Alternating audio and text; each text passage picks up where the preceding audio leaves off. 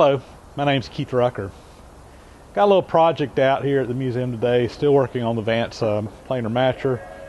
Just the next step in the process of getting this thing done. As you guys know, we've been working on the feed assembly, the feed rollers here for a while, and I got all those installed. Really the last big step on getting the feed rollers all put together is getting the drive shaft that's actually powering everything installed on the machine. So I got the parts here laid out just so you can kind of see what we're working with. As you can probably see here, this is all pretty rusty, pretty messy. This is what we've been working with pretty much all along on this machine. These are the parts pretty much just as they came off the machine. But it's cast iron for the most part, so it's held up pretty well to the weather, and we'll be able to clean these up and reuse them with no problem. So just kind of mocked up here how we got this. On the left side of the machine, as you're facing it feeding boards in, you got these two pulleys right here. This is actually two pulleys. It's a tight and loose pulley set with flat belts. So there's a pulley that goes around, or a belt that will go around this, and depending on which one of these two pulleys you have it on is going to depend on whether the feed mechanism is engaged or disengaged. The loose pulley just has a bearing in it, and it will rotate on the shaft. So when the belt is over on that loose pulley, it's just free turning, but the shaft is not turning. There's a belt shifter that will shift the belt over. It's just a little set of forks. When it does that, it goes onto the tight pulley, which is set screwed down onto the shaft, and when it's on that pulley, everything turns. So the shaft goes along. These are the bearing hangers. There's two of them, one on each side of the machine. These will have to have a Babbitt material put in it to pour Babbitt bearings. We'll be setting up to do that. And then on the left side of the machine, we have this little gear, and this will be on the end of the shaft. It's keyed in there, and that will engage one of the larger gears that we've already worked on and got installed, and then that will then basically power the entire feed works on the machine. So project for the day is to start basically restoring this, and in this case I'm going to start you out from the very beginning where we just got all these rusty, messy parts. You know, the gear here, I'll just say on it, it's pretty worn. In fact, if you look in here at the teeth, about half of the metal on the teeth is actually worn. This gear has a lot of torque on it. You know, I've debated on whether to try to make a new one of these, but at the end of the day, it's there. It was working when it was last being used. This gear had held up. I can't see any breaks or anything in it. So for now, we're just going to put it back on there. We're going to run it. At some point in the future, I would not be surprised if we have to do a repair or either replace this gear altogether. If one of these teeth break, I'm probably just going to replace the whole gear just because they're all so thin. But for now, we're going to go with it. I think it'll work. Again, you know, we're going to get this machine restored. The goal is to get it back into operation out here at the museum, but it's never going to see the kind of production and use that it saw when it was being used in a factory setting. So my hope is this gear will hold up. Again, if it doesn't, you know, we'll deal with it when the time comes. That's one of the things out here at the museum. We're working an awful lot of really old equipment, and things like this are always breaking and needing repairs as we use stuff out here. So this is just another day in the life if this gear does decide to go. So probably the biggest challenge for the day, hopefully not, but possibly so, will be these pulleys over here. Again, there's two pulleys in there. The shaft is in there. I just cut it off. On this side, if you look, you can see it's just rusted and eroded probably 1/4 of an inch of the steel around this hub.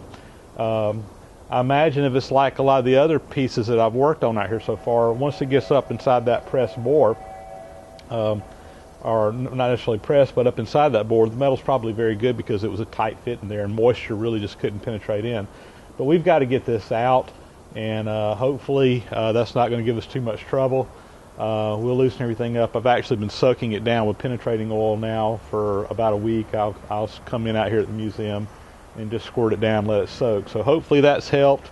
You know, we'll just have to get in there and see what to do. Probably put some heat on it on the hydraulic press, and hopefully those will come out without too much fuss. I'm always a little bit worried when I'm pressing a shaft out of a pulley like this. These pulleys are just fragile. You got those spokes in there. It doesn't take much, and you can destroy a pulley very quickly, and I don't want to do that. Those would be hard to replace. We've got a collection of old pulleys out here at the museum that we've just kind of put together, but it seems like you can never find the one you need. You know, there's maybe 100 pulleys in our collection, but again, you just can't ever find the one you need. So hopefully we'll be able to get those off and not have any problems. We'll have a little bit of work to do on the shaft. It'll have to have a keyway down here in the end, which will engage on this gear. And the other end of the shaft, they actually milled a hex on it where you could put a wrench. I'm not exactly sure why that was done. Maybe so they could, if they needed to back the gears up, if a piece got stuck in there, they could get in there with a wrench and do that. But I'm going to probably go ahead and mill that hex head on the end of that just to make it match the original. So let's get started. Let's just dig right into this and start seeing if we can get this pulley taken apart. So we'll start. This is the loose pulley on this end. So this end of the pulley has just a bearing inside of it, probably either Babbitt or bronze bushings in there. I'm not sure yet what we'll find. And then this is just a collar on the end with a set screw to keep that pulley from coming off. So let's start by trying to get this collar off. Somebody took the set screw that was the proper set screw in there and put a carriage bolt in there. I don't like that one bit. This is actually pretty dangerous because this shaft is going to be rotating at a pretty good speed, and this is sticking out. This is where the operator could come up to, and having a piece sticking up like that is very dangerous. You know, a set screw sticking up even just a half of an inch is something that can catch on a piece of clothing or something and wrap it up around it. But when you have something sticking up 1.5 inches like that, you know, that's just dangerous. So we'll obviously get this put back together with the right set screw. I don't know what we're going to run into here, how easy this bolt's going to come out. I don't want to snap it off. Yeah, it's not coming very easy. So let's put the torch on that, heat it up, and see if we can get it out a little bit easier that way.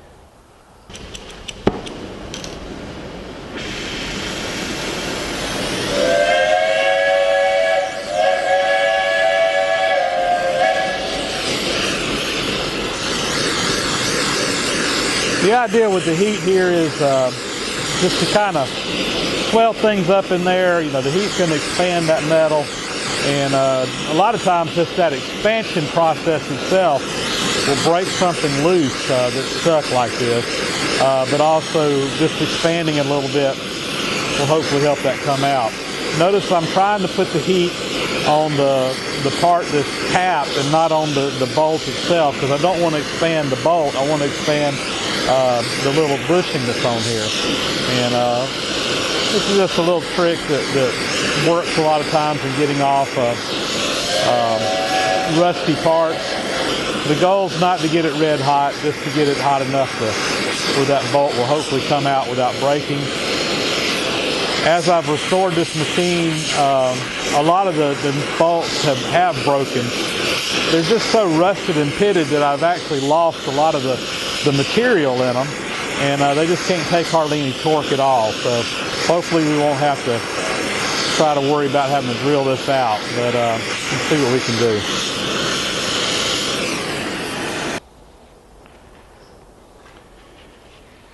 Yeah, see, that just came right out.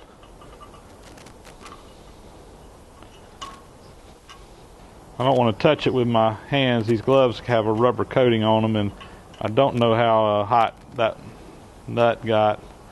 Maybe not too bad up there. Yeah, okay. So, all right, that's out. Now let's see if we can get this, get the bushing off. Hopefully putting that heat on there is going to have expanded this bushing enough where it'll come off as well.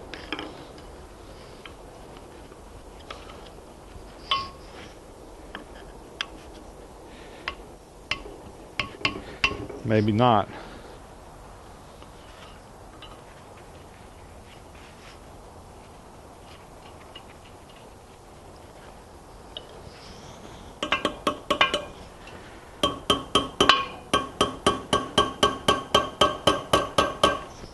Yeah, I'm just using that carriage bolt as some leverage to get this thing spinning on there.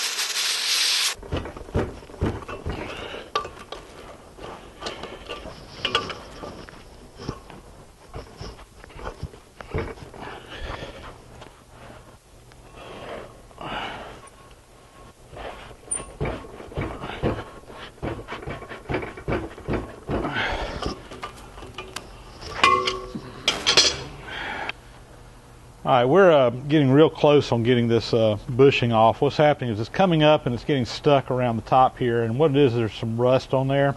So I'm going to hit this with a wire wheel and hopefully try to clean some of that off, and with any luck it'll slide right off now with some heat.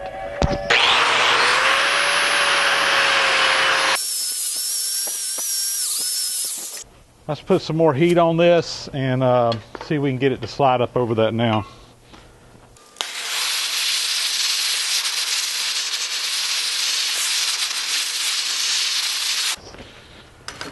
Let's see if we have any luck this time. Yeah, it's still wanting to stick once it gets up there just a little bit. Alright, we're about to plan C now, so I've got a gear puller on this, and I think what's happened is that where the set screw was in here, it's marred up that shaft on the inside, and it's just want to get a little bit of trouble pulling over that. With some heat, this is sliding up and down pretty good about to where that set screw is, so hopefully with some heat again and putting some pressure on there to pull that off, this will come on off.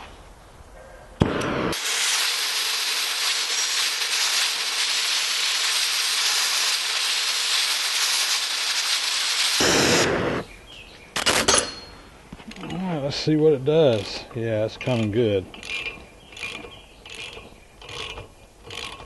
A while ago I couldn't even turn that without the heat on it. Now it's just coming right off, so that shows what a little bit of heat will do when trying to remove a collar like this.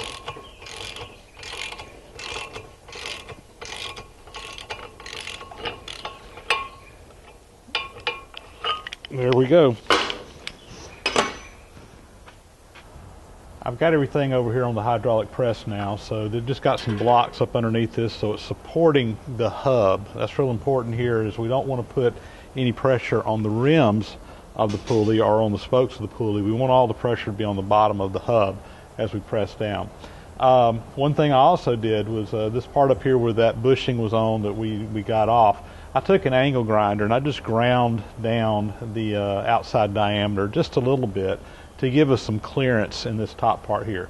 And the idea being is as I press this shaft through, I don't want there to be any clearance up here. Once we get it past where we're starting from, it's going to have plenty of clearance to go through. I don't want to have to press it this extra distance as we go down.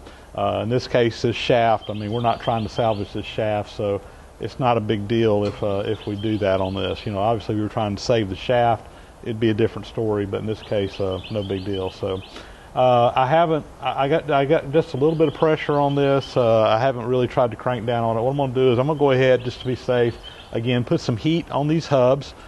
Just try to expand them a little bit. You know, if we can just get a thousandth or two of clearance in there, it's going to make this press job much easier, and we'll push it on through. The top pulley here is the loose pulley, although it's tight right now. I mean, it's stuck on the shaft. But I do have the loose pulley on the top, and the tight pulley is on the bottom. Theoretically, the bottom pulley should be tighter than the top pulley as far as pressing off. So once we get the top pulley loose, I'll probably pull it off and then reset the press. So let's put some heat on this and get going.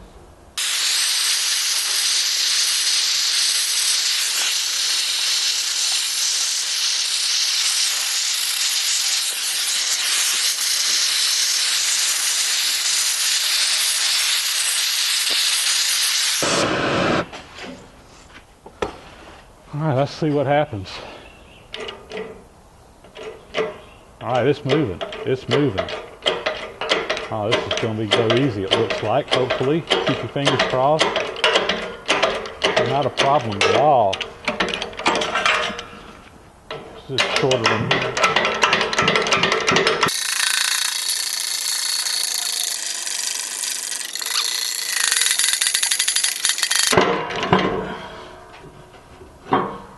All right, let me get this top pulley off.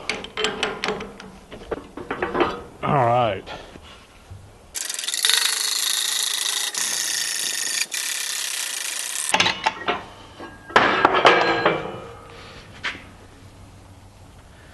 That's it. All right, I thought I'd show this to you guys right here. This is the shaft that I pressed out. Of course, it was much longer originally. I just cut it off when we were taking everything apart because I knew it was going to have to be replaced anyway. But as we've seen throughout this project on this machine, anything that's made out of steel, because this machine was sitting out in the weather for so long, it's just rusted and pitted, just crazy. And this shaft shows a good example of that. So this is the shaft. It came right up to the collar on that pulley. The tight pulley was right here. The loose pulley was down on this end. Kind of separated about right here. But you can see right up to the edge of where that collar was. Of course, the shaft was tight inside that that hole in the pulley. And the water would come on this shaft, and it would get right up next to that cast iron hub, and that was as far as the water would go. And you can see that over time, it just pitted it away. I mean, we've lost 1/4 of an inch of metal right there around that joint. But the crazy thing is the pitting didn't go up inside the hub. It was basically watertight. And so right here, you know, you got shiny metal. I did take a wire wheel and put on that, but I mean, there's no rust or pitting in there at all. So again, I've seen this in more than one place on the machine, this exact same scenario, which, you know, a lot of people talk bad about cast iron. They don't like cast iron because it's brittle or whatever. But the amazing thing is that the cast iron on this machine has held up to the elements so much better. Yeah, there's some rust and even some slight pitting on some of the cast iron, but nothing like this. All the cast iron parts, you know, unless they're broken, have been salvageable. So anyway, I just wanted to show that to you. Of course, this shaft here is now, it'll go in the scrap pile over there. Maybe we can recycle, turn something out of that at one point in time. But, you know, that's no good for us on this machine. We'll have to replace all that. So it's taken us an hour or two this morning, but we've got everything disassembled now. The pulleys were not as bad as they could have been, but they did give me a little bit of trouble, particularly with that collar. Once we got the collar off, we were set to go on this. So the next step is get all this stuff cleaned up, and we'll take all these cast iron parts, we'll put them into the bead blaster, and I will sandblast everything, get them cleaned up, and then we can start seeing about putting everything back together and moving on. We've got all of our cast iron parts sandblasted now. The bead blaster and blasting cabinet got a layer of paint on them drying. So now we're over here getting ready to get the shaft ready for the pulley end. So again, earlier I showed you on this end of the shaft we've got a hex milled into it, and this is so you can put a wrench on there. I think it's in case you get a board jammed in the feed rollers and you need to back it out, you can put a wrench on this and just manually reverse it using a wrench. I measured this, and this is 1.25 inch hex, so we need to mill that down to that dimension. The shaft is 1 7/8 inches, so that's 1.4375.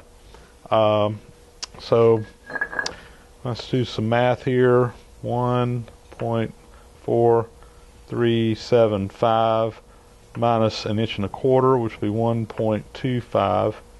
That leaves us 187.5 thousandths that we need to take off total, but since I'm going to be taking half of it off of each side, I will divide that by 2, and that comes up with .09375, so I'm going to just round that up to 94 thousandths. In fact, I'll probably just do 95 thousandths to give us a little bit of clearance for that wrench to go on there. So that'll make it just a few thousandths undersized, which will be perfect for putting a wrench on. All right, so I've got a shell mill here in the milling machine. I could use an end mill, but I like using the shell mill. It really does a good job of cutting, just doing flat surfaces. So I've already got this touched off on 0 right here. So now I'm just going to raise my table up 95 thousandths right there, and I'm just using the gauge on the dial here. I could have used my DRO, but I don't know. I still like using these dials on here for things like this. So anyway, I dialed in exactly 95 thousandths up, and let's see, on the original shaft that goes in about 800 thousandths, so we'll make the same depth here. We'll just get in there and measure and get that going. So let's go ahead. The way I'm going to do this is I'll make the first cut, and then I've got some angle gauges that I will use to just rotate the shaft around 30 degrees at a time, and just mill all 6 sides using that angle gauge. So let's get started.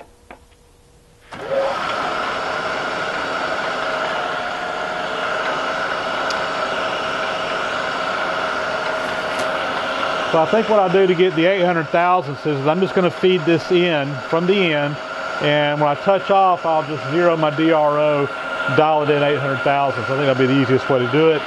So let's bring this table in. All right, we're touched off right there. Let me zero everything. And now I can just go in 800 thousandths. All right, that's about 800 thousandths right there. All right, so that should be my first flat. And we'll go ahead and rotate the shaft around 30 degrees.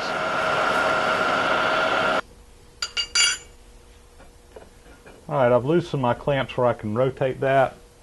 And I'm going to come in here with a 30-degree angle gauge, and we'll drop that down on here. This first one's going to be the worst one because of my cut is on the top. Once I get this one done, I can just measure it straight off the table, which will be a lot easier. But that looks like 30 degrees, so let me snug these back up.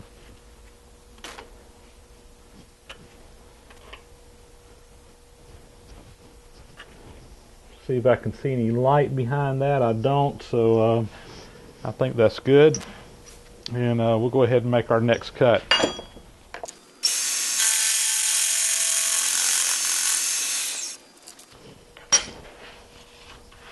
Loosen everything up again.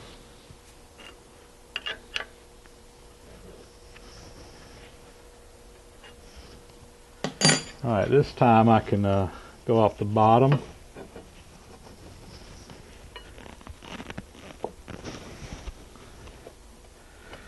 So that looks like it right there. Tighten everything back up. Notice I also have a stop in the front of this, and that's to keep my depth the same on all these.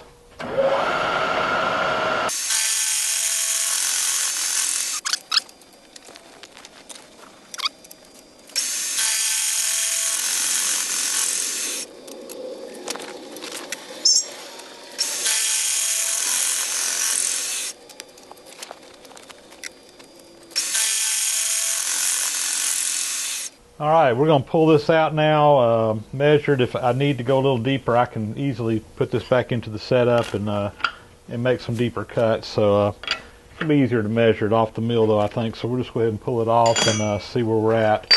If everything was good, we should be good to go. All right, we pulled that out, and as luck would have it, we were a little bit oversized. In fact, about 60 thousandths oversized. So I must have did something wrong on my math there, so we're going to raise the table up here about a little over 30 thousandths on each side should do it, but I'm going to take it a little bit deeper again just to give us some clearance. So let's see, there's 30, and let's just go about 34 thousandths up, and again that should give us a little bit of clearance. So let's see, I haven't checked that angle, so let's make sure we've got this in here just exactly right.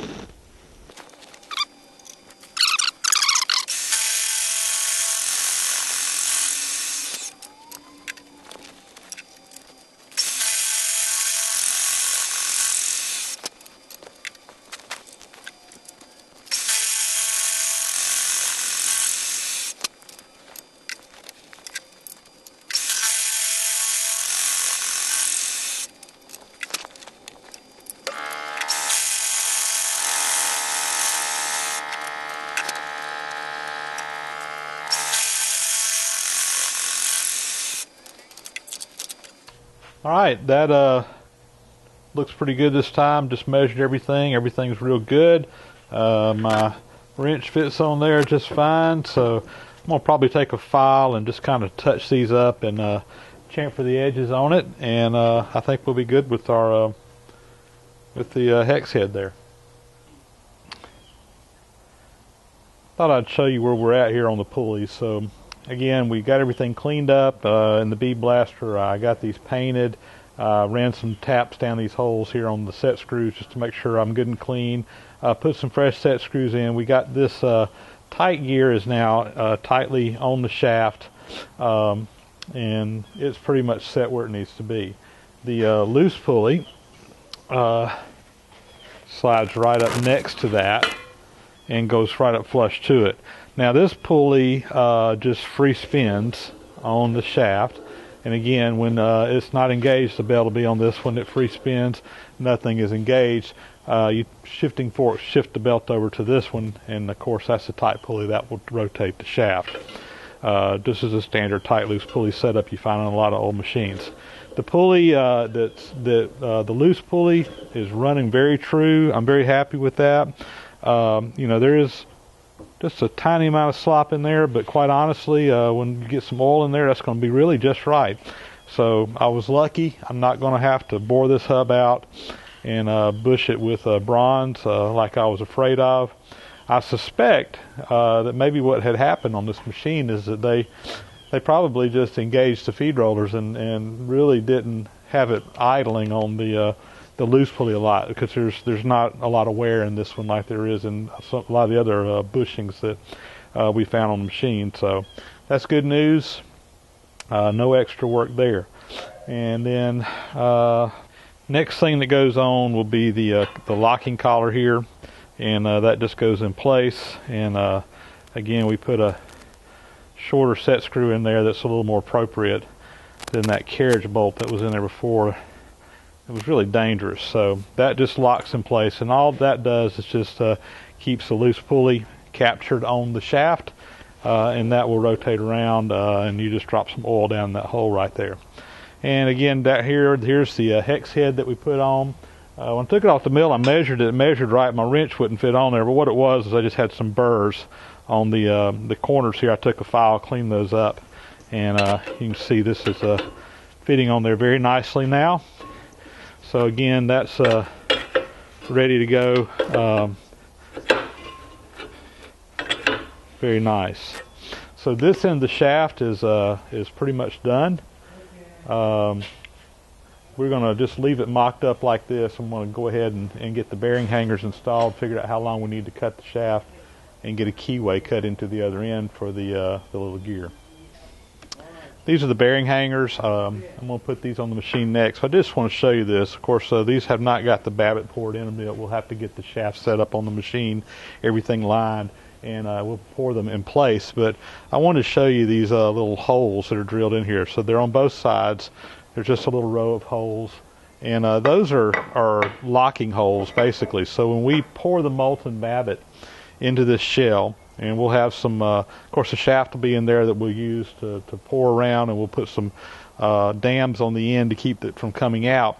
But when you pour that in there, that metal actually goes down these holes, and that locks that shell, that bearing shell, in place where it can't rotate in the bearing hanger itself, in the cast iron part.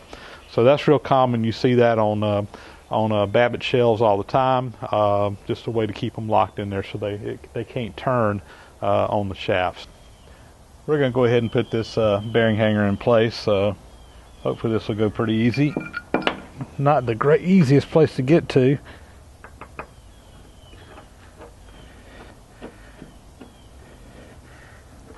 Got that one started, and got that one started.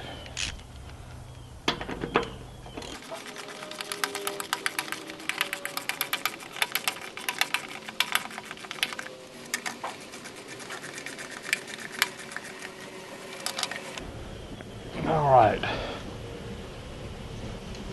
I have the pulleys and shafts on this side just kind of mocked up. It's laying on the bearing hanger right where it needs to go. And what I'm doing really more than anything else here is I'm going to go to the other side, and I'm going to measure the shaft. And then over on this side you can see the shaft coming out, and it is too long. I knew it was.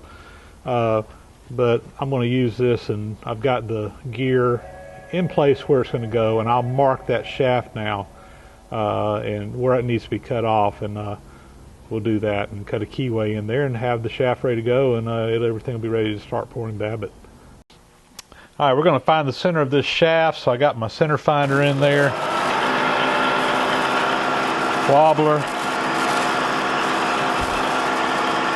pull that over.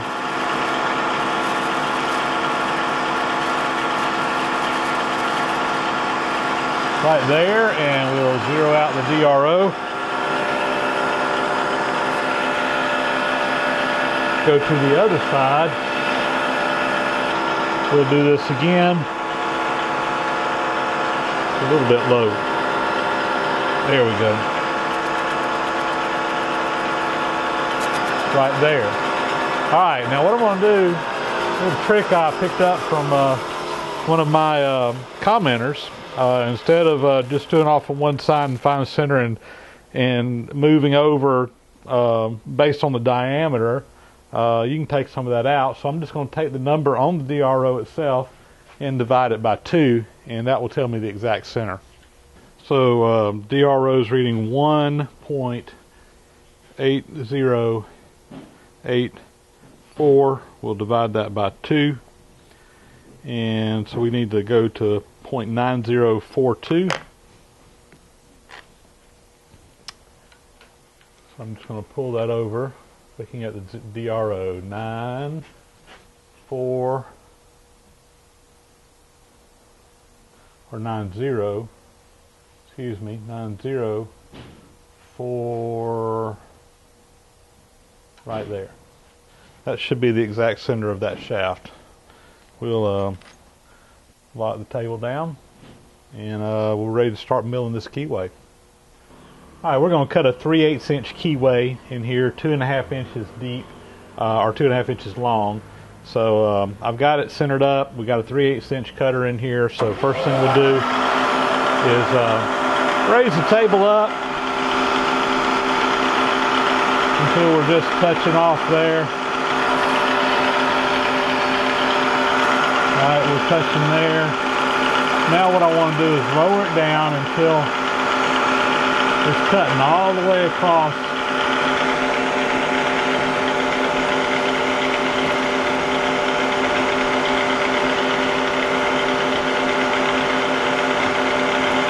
And not getting any wider, which is about right there. I'm going to zero my height. I'll just use a scale here. I'll zero it on the DRO too, on my Z-axis. And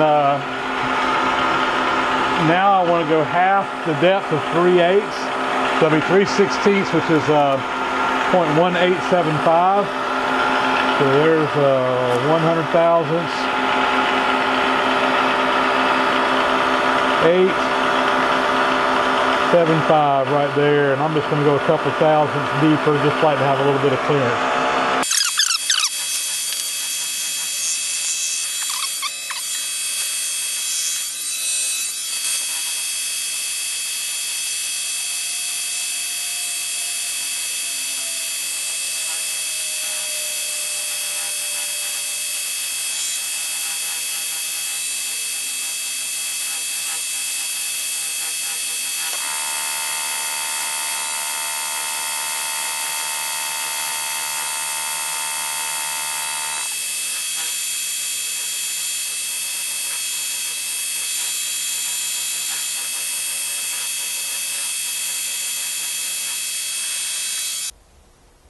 With that, we got the jack shaft that drives the feed rollers pretty much ready to go back on the machine. Everything's done here. So we took the shaft, milled the hex on the end, cut the keyway in this end, got the pulleys all taken apart, cleaned up, repainted, back installed on the machine, and got the gear down here on this end cleaned up.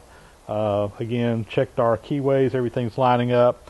Everything's cut to length, so this part is done. Next on the agenda will be to get all this, to get the shaft set up on the machine and to pour the Babbitt bearings. Unfortunately, we're going to run out of time to do that this weekend. Today was kind of a shortened day for me out here working. I was late getting in this morning, later than normal getting in this morning, just because I had some family stuff going on that kept me tied up for a little while. And then out here at the museum today, I spent a little bit longer than I normally do on the train, engineering on the train, which I usually spell our Saturday engineer about 45 minutes or an hour at lunchtime, but he had some stuff going on site, and anyway, it all came down to not having as much time as I'd hoped to today. So next time we get out here, we'll jump on getting this Babbitt poured and hopefully get that done. I do want to mention to you guys that this coming week I'm going to be on the road traveling with work, and next weekend it looks like I've got some family stuff going on. It's probably going to prevent me from having any shop time. So it may be a week or two before I get anything else posted up on YouTube. So bear with me. I want to get out here. This is my passion. This is what I love doing. So it's not that I'm not filming stuff for you guys. It's just I'm going to have a little extended period of time here where I'm just not going to be able to get into the shop and do much. But we'll get back on this project just as quick as we can. Once again, thank you to all you guys who are watching this. Thank you to all my subscribers. We broke 4,000 this past week subscribers on my channel, which again, it just blows my mind. I think we hit 2,000 right around January 1. So in the month of January, we were able to basically double my subscription and had 2,000 more people subscribe to the channel in January. So I appreciate that, guys. I really do. And if you got any questions or comments, feel free to post them. Again, like I've said before, the comments are getting to where I'm getting so many, I really just can't respond to each and every one of them. I do read each and every one of them. If you ask a question or something that really needs to be responded to, I do my best to try to respond to those. But again, if you're just saying, you know, good job or whatever, I'm probably not going to respond to that. But trust me, I am reading them, and I do appreciate your comments. I appreciate you giving me feedback on what's going on out here. And again, if you have any suggestions even on how we might do things differently, you know, by all means share those as well. I shared a suggestion that I got from a reader or a commenter when I was centering up my centering the shaft up using the DRO by just doing both edges and averaging that out. I was doing basically the same thing before, but with a lot more math involved. So again, those tips are appreciated. So with that, we'll wrap this video up, and we'll see you guys just as soon as we can. Thanks again for watching.